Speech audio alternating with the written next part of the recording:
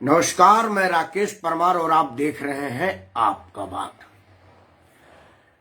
आपके बात की शुरुआत में सबसे पहले आप सबको भारत के 73वें गणतंत्र दिवस की हार्दिक शुभकामनाएं। ये गणतंत्र हमें लाखों लोगों की कुर्बानी और सैकड़ों विद्वानों के विद्या के वजह से मिला है। स्वतंत्रता प्राप्त के बाद जब हमने अपना गणतंत्र अपनाया तो उन स्वतंत्रता सेनानियों और उन तमाम महान विभूतियों को मैं आज सत सत नमन करता हूं। इस विशेष अवसर पर मैं भारत के उन तमाम सिपाहियों जो हमारे -50 डिग्री से लेकर के +50 डिग्री तक के टेम्परेचर में अडिग खड़े रहते हैं, उनका विश्वास डोल नहीं पाता और कोई डोला नहीं पाता। उनका माँ भारती की सेवा के जो समर्पण है उसमें लेस मात्र भी किंचित कमी नहीं आती है। वो तमाम जवानों की मैं भूरी भूरी प्रशंसा के साथ उनको आदर सहित उनके योगदान को अभिनंदन करता हूँ, प्रणाम करता हूँ, उनको सलाम करता हूँ। मित्रों, आज का मुद्दा है पद्म पुरस्कारों पर उपजे बेवजह के विवाद पर। उसके पहले चूंकि आज गणतंत्र दिवस है तो स्वतंत्रता और गणतंत्र पर कुछ बातें करें, क्योंकि बहुत लोगों ने आज लिखा है कि भारत की स्वतंत्रता की हार्दिक बधाई। कुछ लोगों ने बोला है कि 48 में मिला, 47 में मिला। ये तरह तरह की बात। मैं चाहता हूं कि एक आध मिनट इस विषय पर आपसे चर्चा करें। मित्रों, स्वतंत्रता उस चीज को कहते हैं जैसे हमारा देश 15 अगस्त 1947 को स्वतंत्र हुआ, क्योंकि तब हम अंग्रेज के अधीन थे। हम एक स्वतंत्र राष्ट्र के रूप में स्वतंत्र नहीं थे। हमारे जांबाजों की जांबाजी, क्रांतिवीरों की क्रांति और लाखों लोगों की कुर्बानियों की कीमत पर हमको 15 अगस्त को स्वतंत्रता मिली। जब हम स्वतंत्र हो गए तो फिर हमको अपना एक संविधान बनाने की आवश्यकता पड़ी, क्योंकि अब हम चलेंगे कैसे, हमारा कानून क्या हो, हमारे चलाने का प्रारूप क्या हो, हम किस तरह की शासन देंगे, कैसे देंगे। इन सब चीजों के बाद हमने एक अपना संविधान अपनाया। उसके पहले हमने एक संविधान सभा बनाया जिसकी अध्यक्षता हमने उस वक्त के 2 विद्वान महर्षियों, महान विभूतियों, परम आदरणीय डॉक्टर राजेंद्र प्रसाद जी और सच्चिदानंद मिश्र जी को हमने ये जिम्मेवारी दी कि संविधान सभा का आप अध्यक्षता करें और आपके नेतृत्व में, आपके देखरेख में और आपके दिशा निर्देशन में संविधान बनेगा, जो हम गणतंत्र के अवसर पर हम उसको अपनाएंगे। वर्षों के मेहनत के बाद डॉक्टर राजेंद्र प्रसाद के नेतृत्व में एक संविधान बना, जिस संविधान को हमने 26 जनवरी 1952 को अपनाया, जिसका आज 72 साल पूर्व गए, 73वां शुरू हुआ है, इसलिए 73वां गणतंत्र दिवस है। तो गणतंत्र, लोग कहते हैं कि गण और तंत्र, गणतंत्र, वो बोलते रहिए, गण गणतंत्र वो सब एक अलग बात है। लेकिन आज से हमने अपना एक संविधान अपनाया है और हमने इस देश को उस संविधान के तहत चलाने का सौगंध लिया है, शपथ लिया है। आज जितने देश में राष्ट्रपति, प्रधानमंत्री, संसद सदस्य या विधायी कार्यों या और भी न्यायिक कार्यों के लोग शपथ लेते हैं, वो सब बोलते हैं कि मैं राकेश सिंह परमार भारतीय संविधान की शपथ लेता हूं कि विधि द्वारा स्थापित संघ के मंत्री के रूप में अपने कार्यों का शुद्ध अंतःकरण से निर्वहन करूंगा। मतलब वो भारत के संविधान की शपथ लेता आदमी, प्रधानमंत्री का ले, संसद सदस्य का ले या किसी का ले। लेकिन आपको पता है, जो आदमी संविधान का शपथ लेता है वो सबसे पहले उस संविधान के अवमानना का जिम्मेदार बन जाता है, क्योंकि शपथ इसलिए दिलाई जाती है कि आप उसमें लिखे बातों को अक्षरशः पालन करेंगे। सबसे पहले संविधान को धत्ता बताया था हमारे आदरणीय प्रधानमंत्री श्रीमती इंदिरा गांधी ने, जब उन्होंने अपने मर्जी का एक बात जोड़ा कि हमारा संविधान धर्मनिरपेक्ष है। डॉक्टर राजेंद्र प्रसाद, सच्चिदानंद मिश्र की अध्यक्षता में जो संविधान बना था, जिसकी प्रारूप समिति की अध्यक्षता आदरणीय डॉक्टर भीमराव अम्बेडकर साहब को दिया गया था, जिन्हें हम सब पूजनीय बाबा साहब के नाम से जानते हैं। आदरणीय बाबा साहब जिस ड्राफ्ट को, जिस संविधान को ड्राफ्टिंग किए थे, ड्राफ्ट बनाए थे, उस संविधान में कहीं धर्मनिरपेक्ष जैसा कोई शब्द का उल्लेख नहीं है और ना ही इसका कहीं किसी हमारे संविधान के लिखने वाले, संविधान बनाने वाले या संविधान में सहयोग देने वालों के दिमाग में कहीं कोई बात आई। हमारा जो पूजनीय ग्रंथ संविधान है, हमारा सबसे बड़ा ग्रंथ है जिसकी हम लोग पूजा करते हैं और उसी के तहत मैं आपको बोल रहा हूँ आर्टिकल 19, जिसमें हमको बोलने की आज़ादी है, अपनी बात रखने की आज़ादी है निर्भीकता से। उसमें संविधान में कहीं भी धर्मनिरपेक्षता का कहीं कोई बात नहीं है। उसका उदाहरण आपको बताता हूँ कि हमारे संविधान की जब पवित्र पन्नों को आप पलटेंगे तो प्रत्येक पन्ने पर हिंदू संस्कृति की झलक दिखेगी आपको। मैं उसको हिंदू राष्ट्र नहीं कह रहा हूं, क्योंकि हिंदू राष्ट्र की परिकल्पना हमारे संविधान निर्माताओं ने नहीं कहा था, लेकिन हिंदू और हिंदुत्व की सुगंध आपको प्रत्येक पन्ने पर मिलेगा। आप संविधान का पहला मूल प्रति निकालिए संविधान की तस्वीर के साथ, जिसमें हमारे सारे विद्वान संविधानविदों का हस्ताक्षर है, प्रस्तावना है। उसके बाद जो तीसरा पन्ना है उसी पर हमारे पूज्य मर्यादा पुरुषोत्तम भगवान राम, भगवान कृष्ण की तस्वीर है, हमारे पूज्य आदिदेव भगवान गणेश की तस्वीर है, महाभारत का वो मशहूर चित्र और साथ में वो स्लोगन की यदा यदा ही धर्मस्य ग्लानिर्भवति भवति भारत बुद्ध्यानावधूम्रस्य का पूरा वर्णन उसमें पूरी लेख के साथ अंकित किया गया है। संविधान के प्रत्येक पन्ने पर हिंदुत्व को उकेरा गया है। लेकिन वोट बैंक के लालच में श्रीमती इंदिरा गांधी ने, जो कि उनके पूज्य पिताजी ने कहा था कि I Hindu by accident, Muslim by choice and Christian by love. वो कहते थे कि मैं एक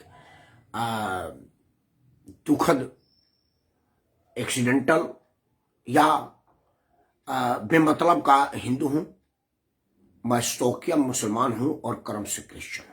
ये पंडित जवाहरलाल नेहरू का कहना था। उनके बातों को शुद्ध अंतःकरण से अंगीकार करने के लिए उनकी प्रिय पुत्री श्रीमती इंदिरा गांधी ने अपने पिताजी के बात को अंगीकार किया और उसको साक्षात्कार करने के लिए संविधान में एक लाइन जोड़ा कि हमारा संविधान धर्मनिरपेक्ष है। खैर, हमें धर्मनिरपेक्ष होने ना होने से कोई दिक्कत है। मैं कह रहा हूं कि सबसे पहली बार संविधान का शपथ लेकर संविधान का उल्लंघन श्रीमती इंदिरा गांधी ने किया जब उन्होंने उस संविधान में धर्मनिरपेक्ष शब्द को जोड़ा। उसके बाद आज तक उसका उल्लंघन होता रहा है। जिस संविधान के पहले दूसरे पन्ने पर ही पूज्य मर्यादा पुरुषोत्तम भगवान राजा राम की तस्वीर हो, उसी संविधान का शपथ लेकर के प्रधानमंत्री की शपथ लेने वाला प्रधानमंत्री संसद में बोलता है कि संविधान भगवान राम काल्पनिक है। जिस संविधान का शपथ लेकर के मंत्री और सांसद गण संसद में सदस्यता लेते हैं, वही सांसदगण उसी राम को काल्पनिक बताते हुए शपथ पत्र कोर्ट में प्रस्तुत करते हैं और वो जज जिसने संविधान का शपथ लेकर के जज की कुर्सी पर आसीन हुआ है, वो इस पर केस चलाता है कि क्या भगवान राम वाकई है। मैं इन सब बातों को इसलिए नहीं कह रहा हूं कि मैं हिंदू हूं, क्योंकि मेरा नाम राकेश सिंह परमार है तो स्वतः हिंदू है, क्योंकि हमारे यहाँ तो नाम से ही पता चल जाता है कि मैं कौन से धर्म से बिलोंग करता हूं।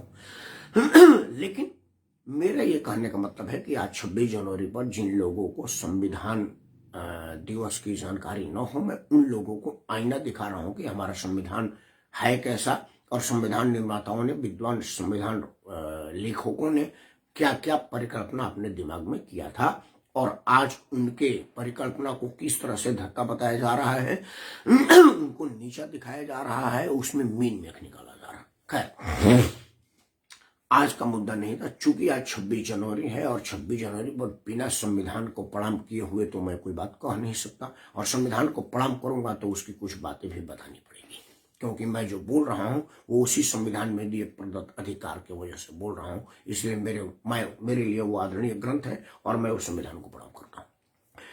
आज बात पद्म पुरस्कारों पर उपजे बेवजह विवादों पर।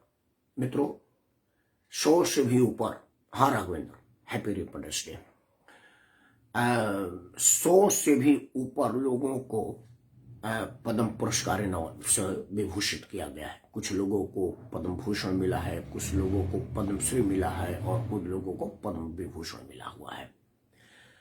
जितने लोगों ने पद्म पुरस्कारों से अलंकृत की गए हैं उन सब लोगों को मैं हार्दिक अभिनंदन, हार्दिक बधाई और बहुत बहुत प्रणाम करता हूं, क्योंकि वो सब लोग राष्ट्र के प्रति कुछ न कुछ योगदान दिए हैं। क्योंकि पूज्य नरेंद्र मोदी जी के सरकार में ये अनुकंपा के आधार पर अब नहीं मिल रहा है, कुल खानदान वोट और क्षेत्र के हिसाब से नहीं दिया जा रहा है।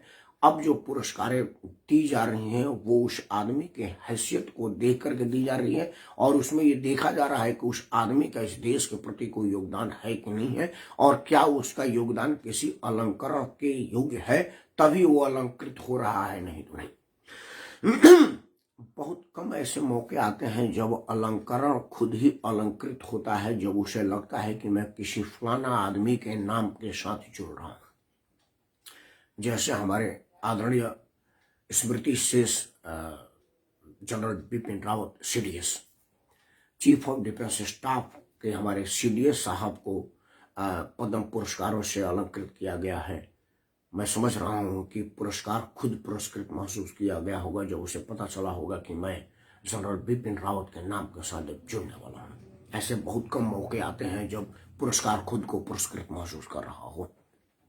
जो विवाद कम्युनिस्ट नेता पश्चिम बंगाल के 11 साल तक रहे मुख्यमंत्री ने बेवजह उपजाया हुआ है, उसे दो बातें बड़ी स्पष्ट होती हैं। एक बात तो मैं कल बड़ा बोल चुका हूं उस पर, इसलिए उसमें से थोड़े ही बोलूंगा, क्योंकि उसी बात को रिपीट करने का कोई मतलब नहीं है। बुद्धदेव भट्टाचार्य ने उसे कहा है कि मुझे पता चला है कि मुझे पद्म पुरस्कारों से पुरस्कृत किया गया है, हालांकि मुझे इसकी कोई जानकारी नहीं है। अगर इस पुरस्कार से मुझे पुरस्कृत किया जा रहा है तो मैं इसको लेने से इनकार कर रहा हूं। इसमें 3 बातें स्पष्ट हो रही है। राघवेंद्र ने कुछ मार्गदर्शन दिया, मैं चाहता हूं कि उसकी बात पढ़ दो, उसके बाद में अपनी बात रखूंगा। हो सकता है उनकी बात मेरे लिए कोई यूजफुल हो। राघवेंद्र ने लिखा है कि बहुत सुंदर कहा है आपने, पुरस्कार वितरण पर यही तो आपकी पहचान है, बेबाक और सही बात कहना। आपका हृदय से आभार। जी राघवेंद्र, आपका बहुत बहुत धन्यवाद। आप लोगों की हौसला ही हमारा पारितोषिक है। आप लोगों को द्वारा बढ़ाया गया मनोबल ही मुझे पुरस्कृत करता है, और मेरे लिए ही अलंकार है कि आप सबों का प्यार है मेरे साथ। आपको बहुत बहुत धन्यवाद। तो मित्रों, उसमें से 3 बातें स्पष्ट होती है। पहली बात कि उन्होंने कहा कि मुझे पता चला है कि मुझे पद्म पुरस्कार से पुरस्कृत किया गया। मतलब नरेंद्र मोदी अगर किसी को पुरस्कृत करते हैं तो उसमें उनके योगदान को देखते हैं, उनके पहचान को देखते हैं, उनके जान पहचान को नहीं देखते, उनकी सेटिंग गेटिंग और उनके द्वारा मार्केटिंग किए हुए आधार पर पुरस्कृत नहीं करते हैं। एक बात तो स्पष्ट हो गया, क्योंकि ये नेता विपक्ष ने बोला है। नरेंद्र मोदी के पार्टी के अगर किसी आदमी ने बोला होता तो कहा जाता है कि वो मोदी के चमचागिरी में मोदी का पक्ष ले रहा है, मोदी का तारीफ कर रहा है। नहीं, ये मोदी का घोर विरोधी कम्युनिस्ट पार्टी का एक नेता जो 11 साल तक वहां मुख्यमंत्री रहा है पश्चिम बंगाल में ज्योति बसु के बाद, उसने ये कहा है कि पता चला है कि मुझे पुरस्कार मिला है समाचारों के माध्यम से, हालांकि इसकी मुझे जानकारी नहीं है। तो धन्य हो नरेंद्र मोदी कि आप राष्ट्र में किए गए योगदान के आधार पर आदमी की पहचान करते हैं और तब उसके पहचान को अलंकृत और पुरस्कृत करते हैं। जैसा कि बुद्धदेव भट्टाचार्य की बातों से लग रहा है कि खुद उनको पता ही नहीं था कि उनको कोई पुरस्कार मिल रहा है। मतलब पुरस्कार सही आदमी को दिया जा रहा है और सही तरीके से दिया जा रहा है। अब आता है कि मैं इसका विरोध कर रहा हूं। तो विरोध कर रहा हूं से एक बात स्पष्ट हो जाता है कि कम्युनिस्ट वाले लोग अपने आप को चीन और रूस से ही एसोसिएट करते हैं, उनको भारत से कोई मतलब नहीं है। भारत की विपक्षी राजनीति, जो कम्युनिस्ट के विपक्षी धारा के लोग हैं, और मैं भी कई बार कहता हूं कि कम्युनिस्ट पार्टी के ऑफिस में हम लोग सामाजिक कार्यकर्ता होने के नाते जाते हैं तो उसमें भारत के किसी आदमी की तस्वीर नहीं देखते हैं। ना भारत के प्रधानमंत्री की तस्वीर होती है, ना भारत के राष्ट्रपति की तस्वीर होती है, ना भारत के क्रांतिवीरों की तस्वीर होती है, ना ही ये आज 26 जनवरी के पहले जो 15 अगस्त आई थी, जिसमें हमारे लाखों लोगों की बलिदान के बाद हमको ये आज़ादी मिली थी, हमको स्वतंत्रता मिली थी, जिसके वजह से हम गणतंत्र आज मना रहे हैं, उनमें से किसी स्वतंत्रता सेनानियों की कोई तस्वीर हमारे उस कम्युनिस्ट पार्टी के दफ्तर में होती है। वहां मेनन और मुसोलिनी और बाहर बाहर के लोगों की तस्वीर होती है, भारत के किसी आदमी की तस्वीर नहीं होती। जबकि वो भारत में पंजीकृत राजनीतिक दल है और उसको भारत के संविधान के तहत पंजीकरण मिला हुआ है, और भारत के संविधान के तहत अब देश के कुछ राज्यों में राज्य चलाने का मौका मिला है। कल तक पश्चिम बंगाल में और कल से पहले तक त्रिपुरा में कम्युनिस्ट की सरकार थी, अभी केरल में कम्युनिस्ट की सरकार है, वो भारत के संविधान के अंतर्गत ही है। तो अगर आप भारत के संविधान के अंतर्गत देश में शासन कर रहे हैं तो आपके भारत के संविधान का कदर होना चाहिए, भारतीयता की कदर होना चाहिए, और भारतीयता के पहचान का सम्मान पद्म पुरस्कार से आप अपने आप को अलग कर रहे हैं, मतलब आप अपने आप को भारतीयता से अलग कर रहे हैं। इस बात के लिए आपकी जितनी भर्त्सना कीजिए कम है। मैं तो मांग करता हूं भारत के प्रधानमंत्री से कि भारत के प्रतिष्ठित पुरस्कार को का अनादर, बेअदबी आप संविधान होगा। जिस तरह से मंदिर मस्जिद गुरुद्वारा में बेअदबी पर केस बनता है और बाकायदा उस पर उनको कन्विक्शन होती है, मैं मांग कर रहा हूं कि कम्युनिस्ट पार्टी के तमाम नेताओं, जिन लोगों ने भी टीवी में भी बयान दिया है, अब क्योंकि टीवी डिबेट में लोगों को बुलाया जा रहा है, पुलिस ब्यूरो के सदस्यों ने भी अपना लिखित स्टेटमेंट जारी किया है कि हम सरकार के किसी पुरस्कार से अपने आप को अलग करते हैं, इसीलिए बुद्धदेव भट्टाचार्य ने पुरस्कार नहीं लिया है। तो मैं एक बात बता देता हूं कि वो भारत सरकार का पुरस्कार होता है नहीं, भारत के नागरिकता का पुरस्कार है। आपके नागरिक धर्म और आपके नागरिकता के रूप में किए गए योगदान का पुरस्कार है। वो सरकार का कोई रेवड़ी तो है नहीं कि आपको बांट रहा है। तो अगर आपने उसका अनादर किया है तो क्यों न आप पर बेअदबी का केस चलाया जाए। खैर, एक और आदमी पर विवाद हुआ है, वो है कांग्रेस के वरिष्ठ नेता, जम्मू कश्मीर के पूर्व मुख्यमंत्री और केंद्र सरकार में कई बार मंत्री, कांग्रेस के पूर्व महासचिव और कांग्रेस के बड़े कदावर नेता, कल तक आदरणीय सोनिया गांधी के बहुत ही विश्वास पात्र, भरोसेमंद, करीबी, नजदीकी गुलाम नबी आजाद। गुलाम नबी आजाद को जब पुरस्कार मिला है तो जयराम रमेश कांग्रेस के हवाई नेता हैं। उनकी जमीनी पकड़ कोई नहीं है, ना ही उनकी कोई जमीनी पहचान है।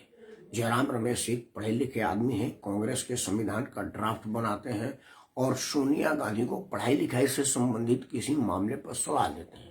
उनके योग्यता, उनके विद्वता और उनके ज्ञान के बराबरी में तो मैं अपने आप को सोच भी नहीं सकता, खड़ा भी नहीं कर सकता। ऐसी हिमाकत में नहीं कर सकता कि मैं कहूं कि मेरा ज्ञान जयराम रमेश के ज्ञान को समझ लेने भर के भी है। वो बहुत विद्वान आदमी है, पढ़े लिखे हैं और अच्छे आदमी है। केंद्र में मंत्री भी रहे हैं, संसद सदस्य भी रहे हैं और सोनिया गांधी के बड़े भरोसेमंद बनने का प्रयासरत रहे हैं। है कि नहीं ये मैं नहीं कह सकता। जयराम रमेश ने खरखाई में, हमारे भोजपुरी में शब्द होता है खरखाई, हिंदी में बोलते हैं वाहवाही, और बेमतलब का दूसरे के फटे में टांग डालना, ये दिल्ली की लोकल भाषा है। मैं सारे भाषाओं में बता देता हूं कि जयराम रमेश साहब ने बेमतलब के दूसरे के फटे में टांग डालने की एक गुस्ताखी की है। उन्होंने एक ट्वीट करके बुद्धदेव भट्टाचार्य के उस स्टेटमेंट को रेफरेंस लिया और कहा कि बुद्धदेव भट्टाचार्य आजाद रहना चाहते हैं, वो गुलाम थोड़ी हैं। मतलब वो गुलाम नबी आजाद को भाजपा का गुलाम बताने का प्रयास कर रहे हैं। कांग्रेस की दुर्गति का एक कारण ये भी है कि कांग्रेस जन अपने लोगों का सम्मान तो खुद करते नहीं, क्योंकि कांग्रेस में गांधी अगर आप नहीं है तो आपका सम्मान नहीं है, और अगर कोई दूसरा आपको सम्मानित करता है तो आप उसका आलोचना करते हैं। भाई, गुलाम नबी आजाद की बुराई क्या है कि वो कांग्रेसी है। अगर कांग्रेसी है तो इस देश में मतलब कांग्रेसी होना बुरा बात है, तो फिर जयराम रमेश बनाए कि क्या जितने कांग्रेस जन है वो सबके सब बुरे लोग हैं। भाई, कांग्रेस है, भारत के नागरिक है, भारत में केंद्र में मंत्री रहे हैं, भारत के एक अभिन्न अंग जम्मू कश्मीर के मुख्यमंत्री रहे हैं। आप कल और पता ना क्या बनेगा, राजनीति लोगों को क्या पता।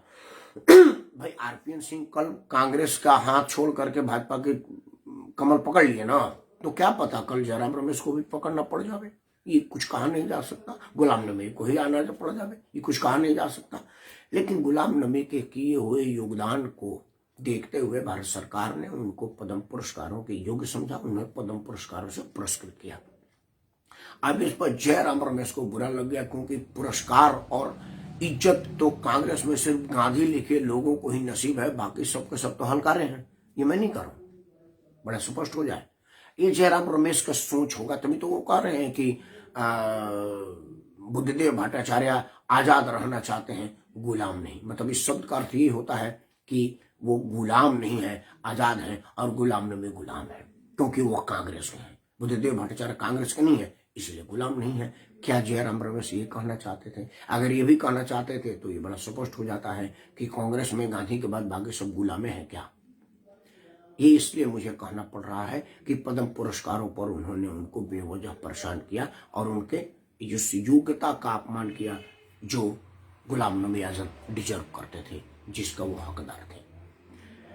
भारत में ये पहला मौका नहीं है जब विपक्ष के लोगों को सम्मानित किया गया है।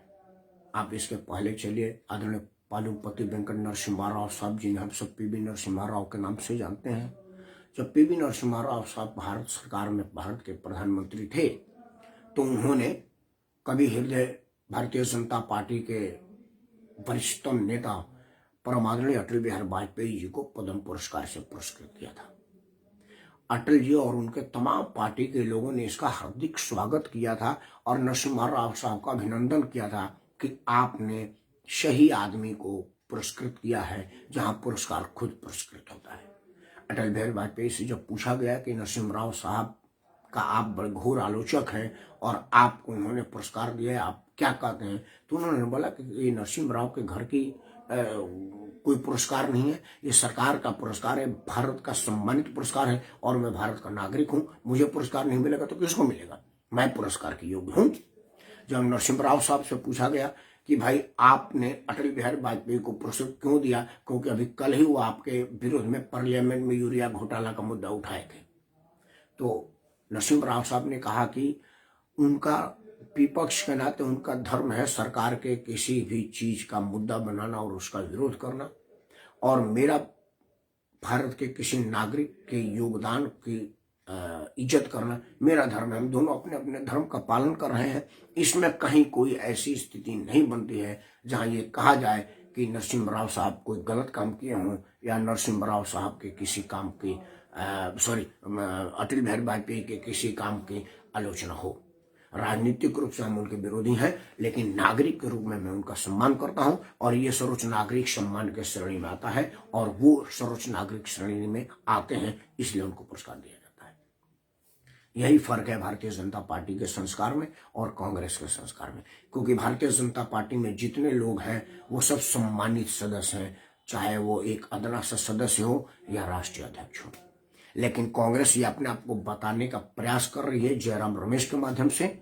मैं ये इसलिए कह रहा हूं क्योंकि अब तक सोनिया गांधी की तरफ से बयान नहीं आया कि जयराम रमेश बेहुदा आदमी है और गलत बोल रहे हैं। तो मैं नहीं कर रहा हूँ कि वो बेहुदा का है, नहीं, मेरे लिए तो बड़ा आदरणीय है। मतलब सोनिया जी ने ही नहीं कहा, अब तक उनको कहना चाहिए था कि भाई जयराम रमेश ने बेहूदगी की है, उसको ऐसा नहीं कहना चाहिए था। अगर गुलाम नबी आजाद भारत के नागरिक के रूप में सरकार के नजर में कोई बढ़िया काम कर रहे हैं और उसको पुरस्कृत किया जा रहा है तो मुझे तो बड़ा प्राउड है कि हमारे एक सहयोगी को सरकार ने पुरस्कार के योग्य समझा। ये सोनिया गांधी की तरफ से नहीं है, या प्रियंका गांधी की तरफ से नहीं है, राहुल गांधी की तरफ से नहीं है, मतलब तीनों गांधी की तरफ से नहीं आया है। हाँ, बयान आया कपिल सिब्बल साहब की तरफ से। कपिल सिब्बल साहब ने कहा कि बधाई हो भाईजान, आपने दिल जीता है। कांग्रेस आपके योगदान को बेशक मूल्यांकन ना करे, भाजपा ने किया है। हम भारतीय जनता पार्टी और वर्तमान सरकार का तहे दिल से शुक्रिया अदा करते हैं कि उन्होंने आपको इस योग्य समझा। अब इसको क्या कहा जाए, कपिल सिब्बल अभी भी कांग्रेस ही है, भारतीय जनता पार्टी के हर मुद्दे का रोज रोज आलोचना करते हैं, लेकिन कपिल सिब्बल ने कहा है कि अगर कांग्रेस ने आपको रिकॉग्नाइज नहीं किया है तो क्या कहे, भाजपा ने तो किया। इस विषय पर भी अभी तक किसी तरह की कोई सफाई और लोगों की तरफ से नहीं है कि इसका मतलब क्या होता है। हाँ, वीडियो लंबा करने की जरूरत नहीं है। मेरा ये जरूर मानना है कि ये जो पुरस्कारें होती है वो नागरिकता का प्रमाण पत्र है कि आप नागरिक के रूप में आपका योगदान सराहनीय था, पुरस्कार के योग्य था, इसीलिए सरकार ने आपको पुरस्कृत किया है, ना कि किसी सेटिंग गेटिंग से। सेटिंग गेटिंग के पुरस्कार पहले मिला करते थी, लंबी लंबी गाड़ी में बदबूदार परफ्यूम और बड़ी बड़ी सिगरेट पीते हुए लोग बड़ी बड़ी गाड़ियों से उतरते थे और जाकर के पुरस्कार लेते थे, और वो सब के सब नामजद लोग होते थे, बाहर से दूर से पहचानने जाने वाले लोग होते थे कि ये फलाने सेलिब्रिटी हैं, ये फलाने उद्योगपति हैं। लेकिन अभी जो लोगों का पुरस्कार मिल रहा है, जब से नरेंद्र मोदी की सरकार आई है, पता चला कि कोई फटा हुआ हवाई चप्पल पहना है तो किसी को पूरे कपड़े नहीं है, पता चला कि कोई पेड़ बचाओ का योगदान कर रहा था, पता चला कोई जंगल बचाने का योगदान कर रहा था, पता चला कोई लवारिस बच्चों का लालन पालन कर रहा है। एक मियाँ जी थे हमारे उत्तर प्रदेश के, वो लवारिस लाशों का अंतिम संस्कार उन मरे हुए लोगों के धार्मिक अनुष्ठान के हिसाब से कर रहे थे, जबकि मुसलमान शमशान में नहीं जाता, वो कब्रिस्तान में जाता है या लाश को ले जाता है। लेकिन वो मियाँ जी को पता चलता था कि ये हिंदू है, तो उसको कब्रिस्तान में नहीं शमशान में ले जाते थे और अपने से लकड़ी खरीद करके उनका दाह संस्कार करते थे। तो उनको पद्म पुरस्कार से लिया गया। जो पद्म पुरस्कार लेने आए तो उनके पाँव में चप्पल नहीं था, वो बड़े गरीब आदमी थे, रिक्शा चलाते हैं। एक पिछले बार का मंजर है, एक माता जी आई और राष्ट्रपति जब झुके तो उन्होंने फट से उनको आशीर्वाद दे दिया, क्योंकि बुजुर्ग है, उनका स्वतः हाथ आशीर्वाद के लिए उठ गया। भारत का राष्ट्रपति ने भी उनका अभिवादन किया और कहा कि माता जी फोटो की तरफ देखिए, आपका फोटो खिंचा रहा है। और उनको पता नहीं चला कि फोटो कैसे खिंचाया जाता है। मतलब ऐसे ऐसे लोगों को बुला करके पुरस्कृत किया जा रहा है, जिन लोगों को पा करके पुरस्कार खुद पुरस्कृत हो रहा हो, उनके काम को पुरस्कृत किया जा रहा है। कोई आदमी पेड़ बचा रहा है, कोई आदमी पर्यावरण पर काम कर रहा है, कोई आदमी चिकित्सीय क्षेत्र में काम कर रहा है। मतलब काम करने वाले लोगों को पुरस्कार दिया जा रहा है। उसी श्रेणी में भारत सरकार को लगा होगा कि गुलाम नबी आजाद भारत में विपक्ष के राजनीतिक के रूप में अपना बढ़िया राजनीतिक काम कर रहे हैं, तो उसको रिकॉग्नाइज किया। मुझे नहीं लग रहा कि इसमें कोई बुराई है, क्योंकि विपक्ष भी इस देश का नागरिक है और उसको भी मजबूत होना चाहिए। जिस संविधान को आज हम अपनाए हैं, उस संविधान में विपक्ष की भी वही भूमिका बताई गई है जो सत्ता पक्ष की भूमिका होती है। और नेता विपक्ष को भारत के प्रधानमंत्री के बराबर का दर्जा दिया जाता है, वो कैबिनेट मंत्री माना जाता है, उसका सारा प्रोफाइल कैबिनेट मंत्री का होता है। भारत के प्रधानमंत्री को भी कैबिनेट मंत्री माना जाता है। भारत के संसद का सभी सदस्य, चाहे वो जिस भी पार्टी को हो, संसद के रूप में उसका अधिकार बराबर है, उसके मतदान का अधिकार बराबर है, नागरिक सुविधाओं पर उसका अधिकार बराबर है। तो फिर अगर उन्होंने कोई विपक्ष के नाते काम किया है तो उसका रिकॉग्नाइज करने में कहाँ बुराई है। यही बात हमको तो समझ में नहीं आ रही है। अगर आपको समझ में आए तो जरूर बताना। वीडियो बंद करने से पहले एक बात मेरा जरूर अपनाना, संविधान का सम्मान करिए, क्योंकि संविधान हमको नागरिक बने रहने का अधिकार देता है। और जो लोग संविधान को तोड़ मरोड़ करके अपने मतलब की बात आपको समझाते हैं, वो संविधान विरोधी हैं, आप उनका विरोध कीजिए। जय हिंद, वंदे मातरम।